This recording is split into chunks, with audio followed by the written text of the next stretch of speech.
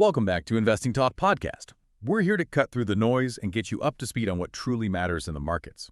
Today, we're taking a close look at a tech giant, Adobe. We're going to analyze its upcoming earnings report and, what it means for you as an investor or maybe just someone interested in the digital media landscape. Before we really dig into the details, if you find value in these discussions, please take a moment to subscribe, like this episode, leave a comment below. It really helps us out. And if you're feeling extra supportive, maybe consider buying us a coffee. Also, if there's a specific company you'd like us to look into, definitely leave a comment with your suggestion. We genuinely love hearing from you. Okay, let's get into it. Adobe, a huge name in creative and digital experiences. Their earnings report is just around the corner. So what should we really be watching for here? Well, the timing is interesting, and so are the analyst expectations. Adobe is set to report earnings on Thursday, September 11th, 2025. That's after the market closes. And then there's a conference call scheduled for 5:00 p.m. Eastern Time. Okay, September 11th after the bell. And what are the analysts thinking? What's the consensus? Right now, the consensus is looking for revenue around $5.91 billion and earnings per share, or EPS, of about $4.21. It's worth pointing out, though, that based on the data we have, there isn't really a reliable whisper number floating around for this quarter. A whisper number. That's interesting you mentioned that.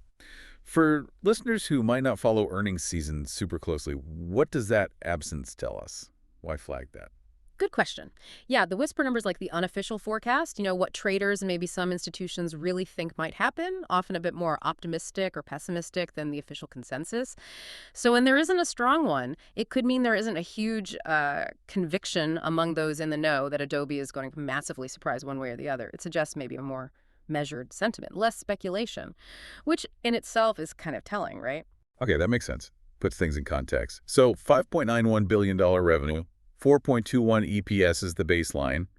How does that stack up against what they've done recently? Did they hint at anything last quarter? They tend to play it pretty close. In Q2, they actually had a solid beat. They delivered 5.06 cents in EPS on $5.87 billion revenue. Both of those were, above what analysts expected, and this is typical for Adobe, they didn't issue specific quantitative guidance for this upcoming quarter, so no hard numbers to go on from them directly. Right. Okay. So they beat last time, and they have a history of doing that. You'd think that means the stock's been doing great, yeah. That's where it gets really fascinating. And honestly, a bit confusing if you just look at the headline results. Because yes, Adobe has reported EPS above the consensus for the last 4 quarters straight. Q2 is a perfect example. $5.96 actual versus $4.97 expected. Revenue beat too. So operationally, they look like they're executing. Okay, here it comes. Because I know the stock hasn't been flying. If they keep beating, why on earth is the stock down? That just doesn't track. It absolutely doesn't on the surface, and it tells you a lot about the current market mood, especially for tech. Despite those consistent beats, Adobe's stock is actually down about 30.3% over the past 52 weeks. 30%? Wow. Yeah. It suggests the market just hasn't been rewarding those operational wins. It seems like headline beats just aren't enough anymore. Investors seem way more focused on future guidance, the story around profitable AI growth, maybe worries about broader economic factors hitting software budgets or even market saturation. So it's less what did you do last quarter and more what's your plan for the next year, especially with AI? Exactly. The market's basically saying, great quarter, but show me the long-term path. Show me how AI translates to real dollars. Show me you can navigate these macro headwinds. Past performance isn't guaranteeing future stock gains right now.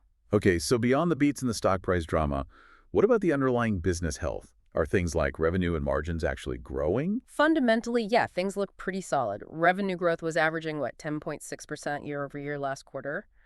And their own guidance points to EPS growth in the 13-14% range for fiscal 25 and 26. Margins, net income, those have been trending up steadily. And the trailing PE ratio is around 22.7. Which isn't dirt cheap, but maybe reasonable for a company like Adobe compared to some others. Right. Especially given their consistency. So the core engine seems to be running well. It's the market sentiment and forward outlook that seem to be the issue. Right, let's unpack that outlook a bit. Were there any specific events or news during this past quarter that might have swayed investors one way or another? Definitely a couple of things stand out. On the positive side, back on August 26th, Adobe announced that Firefly, their big AI product, partnered with Gemini Flash 2.5. That signals they're pushing forward with AI integration, plugging into powerful models. And that's key, right? Showing they're serious about embedding AI deeply into their tools. Absolutely. It's not just about adding features, it's about making their whole creative suite smarter, more indispensable, really leaning into that AI narrative. But then you had a bit of a negative hit. On July 2nd, Rothschild & Co. came out with a downgrade. Ooh, a downgrade. To what? To sell with the $280 price target, that definitely didn't help sentiment and likely contributed to some of the stock's weakness. Wow, a sell rating. That's pretty strong.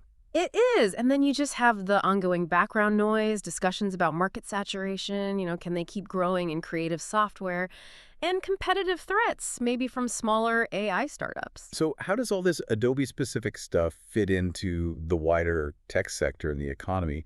Are these unique problems, or is everyone feeling this? It's definitely reflecting broader trends. The whole tech sector's been volatile, hasn't it? You've got the AI excitement, sure, but also debates about valuations being too high, interest rate uncertainty, and software spending, specifically enterprise software, that's under a microscope.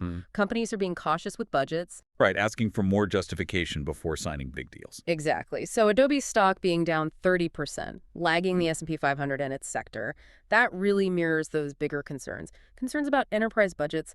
And the key question, how do you actually monetize generative AI effectively? It's the billion-dollar question for lots of software companies. Okay, so lots of headwinds, stocks down, Mhm. but what are the analysts who cover Adobe saying overall? Are they throwing in the towel? Surprisingly, no. The consensus rating is still a moderate buy. If you break it down, out of 34 analysts, you've got 23 strong buys, 2 moderate buys, 8 holds, and just that one strong sell from Rothschild. 23 strong buys. That's still quite positive. It is, and what's maybe more interesting is their average price target. It implies something like a 33% upside from where the stock is now. 33% upside potential. Yeah. So despite the recent pain, Wall Street seems to think there's significant recovery potential long term.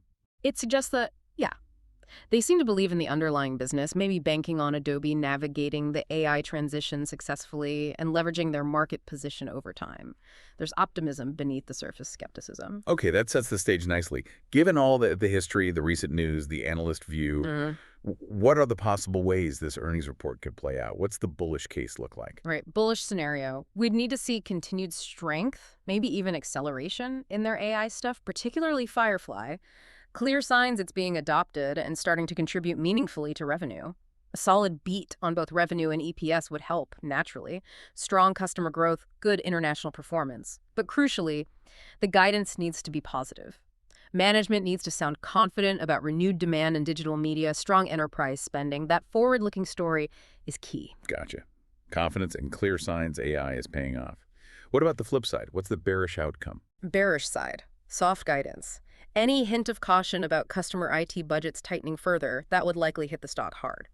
Also, any evidence that AI is becoming, commoditized faster than expected, or that new competitors are serially eating into their pricing power? Right. If the AI advantage starts to fade. Exactly.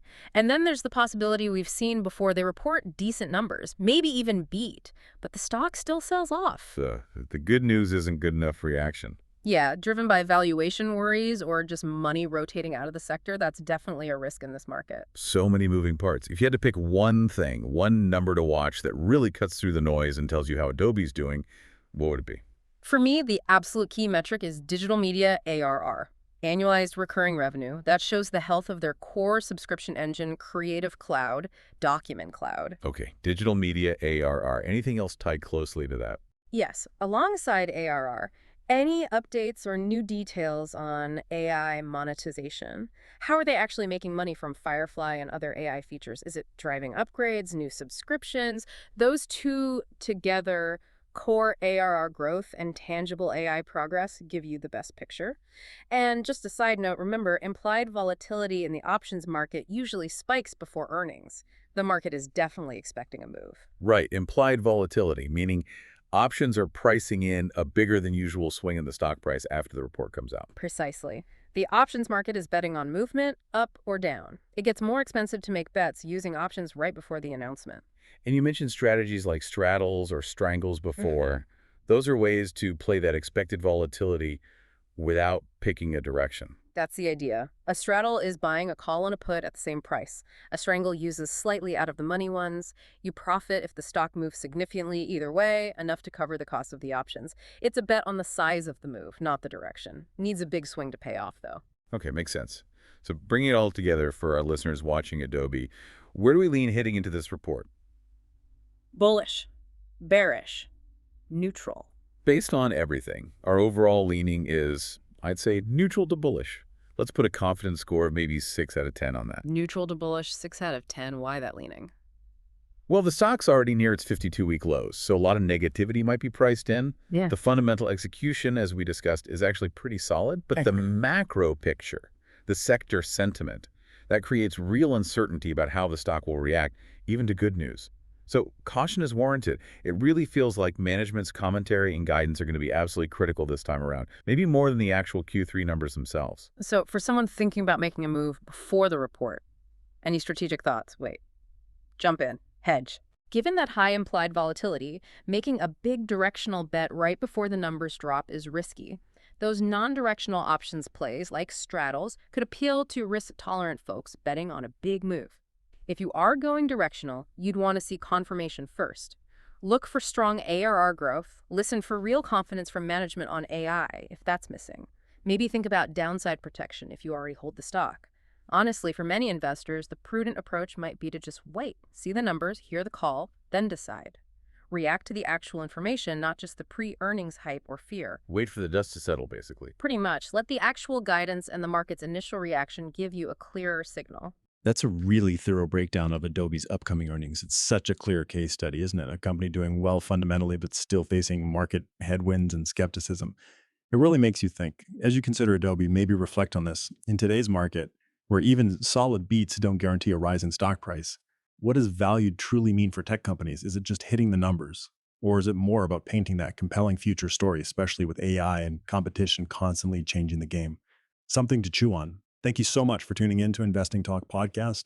We hope this look at Adobe gave you some clarity on what to watch for. We'll be back soon with our next analysis.